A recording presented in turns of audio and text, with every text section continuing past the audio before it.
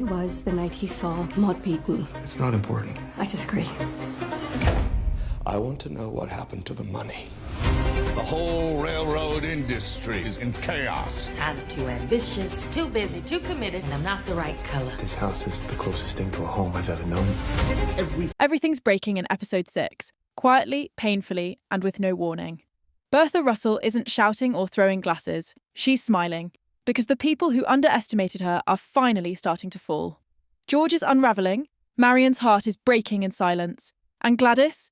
She's not crying anymore, she's calculating. The Gilded Age. Season 3, Episode 6 isn't just another chapter, it's the beginning of a reckoning. One where every lie, every cold glance, every power play comes back swinging. And those who thought they were safe, they're about to learn what real danger looks like. It starts with silence. Not the kind that brings peace, but the kind that makes your skin crawl. Marian hasn't heard from Larry in days. No letters, no word, nothing but silence and suspicion. She tries to dismiss it at first, tells herself he's busy, distracted by business with his father, maybe even overwhelmed by the engagement. But something doesn't sit right. The gaps in his stories, the change in tone, the hollow reassurances. It's all building into something Marian can't ignore. And when she finally hears from a trusted friend about Larry's late-night escapades in New York, the dam breaks. Not in public, not with drama, but internally. A quiet heartbreak that hits deeper than any scandal. Marian starts asking questions, not out loud, but in her own mind. Is this the man she promised herself to? Or just another Russell playing games behind closed doors? But Marian's pain isn't just personal, it's political. Her engagement was meant to unite two powerful families. Now, it threatens to tear both apart. And Bertha senses it. She doesn't have to say a word. She can see it in Marian's writing, feel it in the tension that grows with each passing day. This isn't just a broken relationship, it's an opportunity. Bertha's silence turns weaponized. She doesn't interfere. She waits, because for Bertha, every weakness is a chance to win. Meanwhile, George Russell is too consumed to notice what's happening in his own home. He's bleeding power from every direction. His plan to control the Merrick Company? Collapsing. His longtime advisor, Clay, brings him bad news. Shares are slipping, investors are fleeing, and the entire operation is crumbling under pressure. George's response is swift and brutal. He fires Clay without a second thought. Not because it's smart, but because he's scared. Desperation is starting to replace strategy. And when a man like George panics, he makes enemies faster than he makes decisions. To make matters worse, George sends Larry, his already distracted, emotionally compromised son, to deal with the Merricks directly. It's a gamble, and a bad one. Larry, fresh off his engagement and drowning in secrets, isn't focused. He fumbles, he hesitates, and the Merricks know it. They see the cracks in the Russell Empire and they start circling like sharks. This isn't business as usual anymore, it's survival. And George is losing. Back in London, the temperature drops the moment Bertha Russell arrives, but not because of the weather, because of her presence. Cold, sharp, controlled. She doesn't yell, she doesn't demand, she observes, analyses. And then, with just a few carefully chosen words, she begins to unmake Lady Sarah. Not with confrontation, but with quiet domination. Every room Bertha enters, she owns. Every conversation, she steers. And Gladys is watching it all with wide, calculating eyes. Because something is changing inside Gladys. This isn't the broken girl sobbing over her forced marriage. This is a young woman beginning to understand power. Bertha doesn't sit her down and give her a speech. She shows her how to move, how to wait, how to strike when no one's looking. And Gladys, quietly, begins to shift. She starts speaking less, but with purpose, standing straighter, holding her ground. And when Lady Sarah tries to exert her usual control, Gladys doesn't flinch. She doesn't retreat behind Hector. She steps forward. This isn't a rebellion, it's an awakening. But awakenings come with consequences. The castle staff notice. Whispers start about the American Duchess, about the shift in power, about the storm that's brewing behind those elegant walls. Lady Sarah feels it too. The chill, the change, the loss of control. And for the first time, she begins to realise that Bertha didn't just come to rescue her daughter. She came to change the game entirely. George, meanwhile, is spiralling. The empire he built, the control he's clung to, the reputation he's guarded for years, it's all slipping through his fingers. His backup plans, useless. Investors, gone. Public markets, closed off. Every door he tries to open slams shut, and as the walls close in, so does his mind. He lashes out, at staff, at allies, at Bertha. And when she returns from London with new confidence and a daughter transformed, George doesn't welcome them. He pushes them away. Because in his eyes, Bertha's strength isn't support, it's competition. He accuses her of interfering. She reminds him he's losing. And when emotions boil over, the words cut deep. I won't be home when you return. It's not just a threat, it's a fracture, a line in the sand between two people who once built an empire together, and now might tear it down from opposite ends. And in the middle of it all, Marian watches from the sidelines, her heart breaking, her future unraveling, her loyalty caught between a crumbling love and a rising storm. George Russell used to be the man who had all the answers, but now he's a man looking over his shoulder, second-guessing every move, trusting no one. The empire he once ruled like a fortress is showing cracks in every direction. And worst of all, he knows it. He walks through his home like a stranger. The staff avoids eye contact, his allies stop returning messages. Even Larry, his own son, is beginning to seem more like a liability than an heir. George doesn't speak about it, but the paranoia is consuming him. And when he learns that Bertha hosted a dinner while in London, without consulting him, something inside him snaps. Because that dinner wasn't just a social engagement, it was a strategic move. A move Bertha made on her own. She charmed Alfred Merrick, whispered carefully planted truths into the ears of the right people, and managed to do something George couldn't. Open a door. George doesn't see it as help, he sees it as betrayal. Bertha's actions in his mind are no longer supportive. They're aggressive, assertive, dangerous, and it terrifies him. He doesn't lash out with fury, he tightens, withdraws, shuts everyone out, even Larry, who returns from his failed negotiations empty-handed and emotionally scattered. George doesn't offer comfort or guidance. He offers silence, cold, bitter silence, the kind that tells you you've already lost. Meanwhile, Bertha begins to realize just how far she's drifted from the man she once partnered with. When she arrives home, triumphant and proud of the strength she and Gladys uncovered, she expects resistance, but not rejection. She expects tension, but not warfare. What she gets is a husband who sees her not as an equal, but as a threat. And that's when something shifts in Bertha, because for the first time in a long time, she's considering the unthinkable, a life where George Russell is no longer part of the plan. She doesn't say it out loud, she doesn't have to. It's in her eyes, the way she walks past him without waiting for a conversation, the way she stops asking for his approval, the way she starts planning her next move without including his name. Bertha Russell is still playing the game, but she's not playing it as his wife anymore. She's playing it as her own queen, and across the ocean, her daughter is following suit. Gladys has been quiet for too long, obedient, malleable, the perfect duchess in a castle built on control. But that version of Gladys no longer exists. Lady Sarah, still clinging to her old grip on the household, doesn't see it, at first. She continues her passive-aggressive insults, her manipulative gestures, her veiled criticisms. But one evening, during a quiet dinner where the tension could slice through silverware, Gladys finally speaks. And what she says leaves everyone at the table frozen. She doesn't raise her voice. She doesn't insult anyone. She simply states a fact. Cold, calm, and deliberate. A fact that exposes Lady Sarah's hypocrisy in front of the entire table. And just like that, the balance shifts. The staff notices. Hector notices. Lady Sarah, for the first time, doesn't have a comeback, because she knows Gladys has just declared war. In the Gilded Age Season 3, Episode 6, from that moment on, Gladys begins moving differently. She starts meeting with staff privately. She begins requesting ledgers, reviewing household budgets, asking questions about traditions and expectations that no one ever expected her to care about. And slowly, the whispers shift.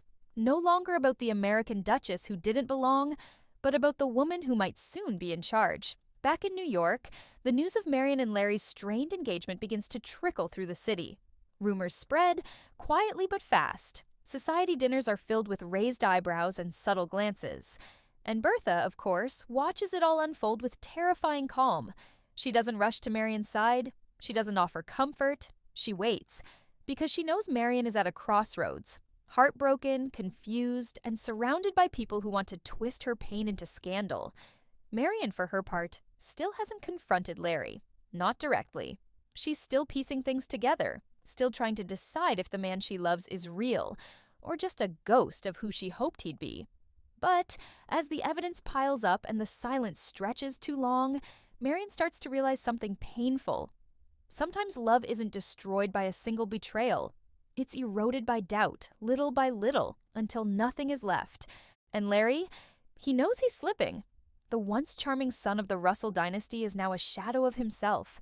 The failure in business, the guilt over Marian, the weight of his family's expectations, it's all too much. And instead of facing it, he escapes.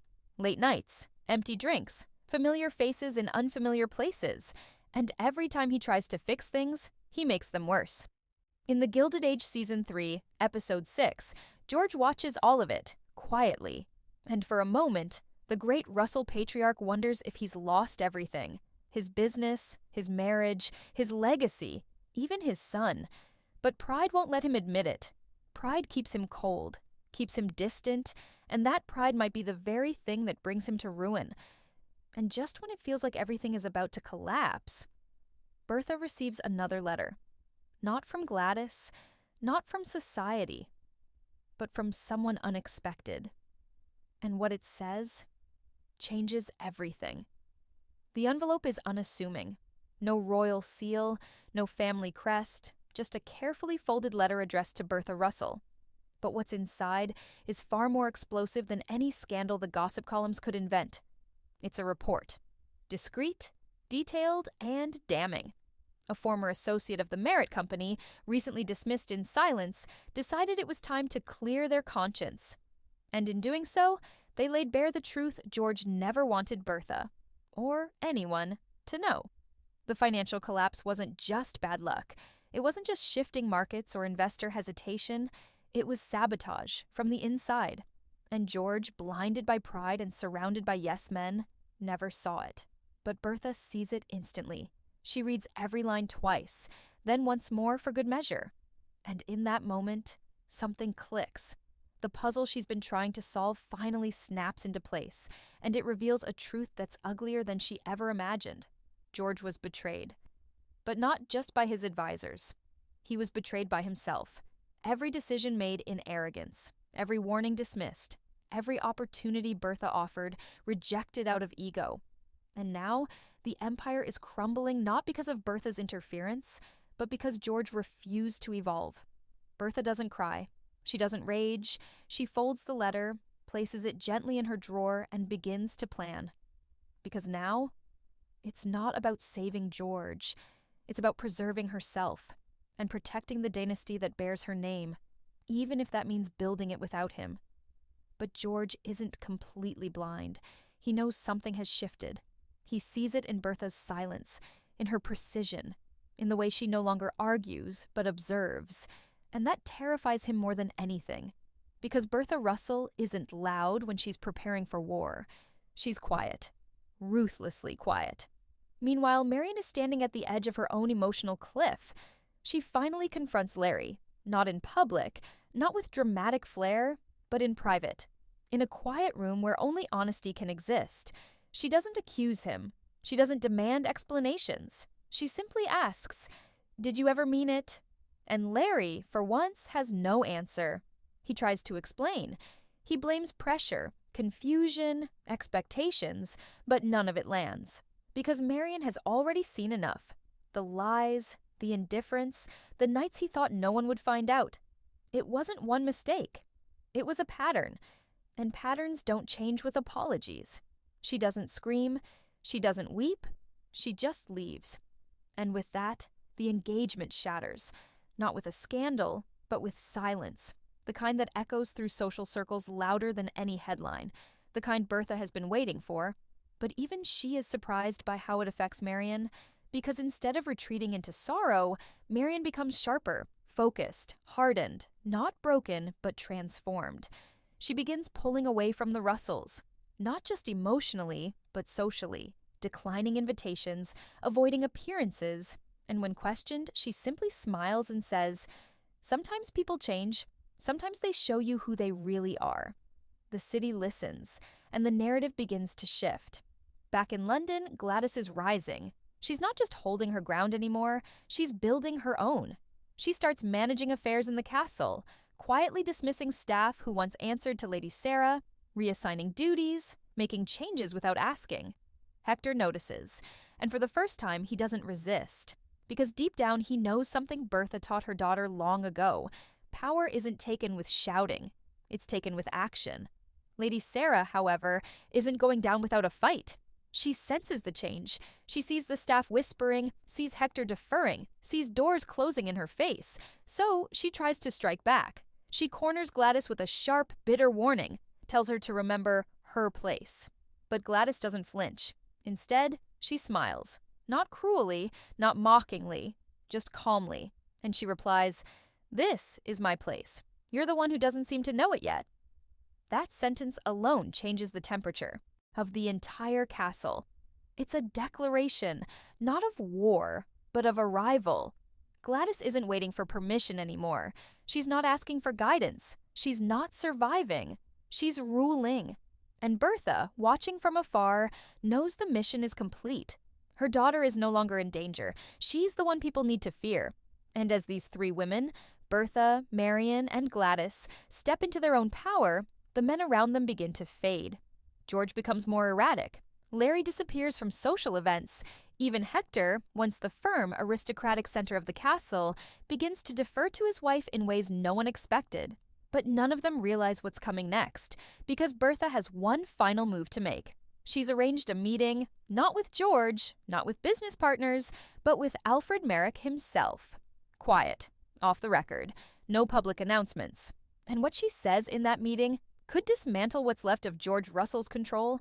Bertha doesn't wear a crown, but in this world, she's always worn power like a second skin. And now, sitting across from Alfred Merrick in a dimly lit study, her gloves are finally off. This isn't a polite negotiation. It's a cold transaction, one where Bertha names her price, offers her information, and makes it very clear. She's not just a socialite with ambition, she's a strategist with teeth. Merrick leans in. He's intrigued, maybe even a little nervous, because Bertha isn't here to beg or flatter. She's here to trade. She offers details about a business deal George nearly finalized, one that could still bring Merrick's competitors to their knees. In return, she asks for one thing: access. Access to capital, access to new circles, access to a seat at the table where the real decisions are made. And she doesn't blink. In the Gilded Age Season 3, Episode 6, what Bertha understands now more than ever is that George's empire was always built on brittle pride. And when pride breaks, all that's left is opportunity for someone smarter to take over. When George finds out about the meeting, he's livid. Not just because it was done without his knowledge, but because Bertha succeeded. Merrick is now in talks with her. And that makes George irrelevant, the one thing he's never allowed himself to be. He storms into their home like a man ready for war, demands an explanation, demands loyalty, but Bertha is done explaining, done submitting. She stands her ground, not with screams, but with truth. She lays out the facts, his failures, his refusal to listen, his rejection of every warning she tried to offer, and then she says the one thing George never expected to hear: "I tried to save you. You wouldn't let me."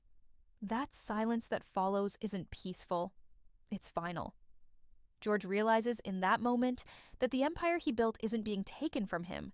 It's being left behind. Bertha isn't stealing his crown. She's building her own throne. And she's not doing it alone. Because while George is unraveling, Larry is lost in a spiral of regret. But it's too late. Marian is gone. Not physically, but emotionally, socially, reputationally. She's made her choice, and it's not him. The engagement is off, quietly but publicly, and the city notices. Whispers become facts, and facts become reputations. Larry becomes a cautionary tale, another rich man who thought charm could cover carelessness. Bertha, however, doesn't gloat. She simply moves forward. She begins hosting her own dinners again, this time with new guests. Men and women of influence who no longer need George's name to take her seriously. The house that once bent to George's will now bends to hers. Staff respond to her instructions, Allies come to her door. Power has shifted, and it's not temporary. It's complete. Meanwhile, in the Gilded Age Season 3, Episode 6, in London, the transformation of Gladys is no longer subtle. It's seismic. She's taken control of the household, not with rebellion, but with purpose. Staff follow her lead. Hector begins publicly introducing her as the Duchess, not just by title, but by authority. And Lady Sarah? She's isolated, outmaneuvered, surrounded by people who no longer see her as the center of anything. She's tried to claw her way back, but Gladys never gave her the opportunity. The new Duchess never needed a war. She simply made herself the future. And the castle, once a prison, is now her kingdom. Bertha receives a letter from Gladys. This one not desperate, not afraid. It's short, proud, confident. It ends with one sentence. I understand now. Thank you, Bertha reads it 3 times. She doesn't smile. She doesn't cry. She just folds it and puts it next to the letter that exposed George's downfall. Because both letters marked the same thing, a new beginning. And as the episode draws to a close, one thing becomes crystal clear. The age of powerful men running the world from behind closed doors is ending. The women they underestimated are done playing nice, done playing supportive, done waiting. Gladys has taken power, Marian has taken control, and Bertha has taken everything. In the Gilded Age Season 3, Episode 6, the quiet revolutions are louder than any public scandal. The betrayals weren't just personal, they were structural. And now, those left standing aren't the ones who fought the loudest, but the ones who learned how to wait, how to strike, and how to survive. Because in this world, power isn't given, it's taken. And the women of Episode 6, they just took it all.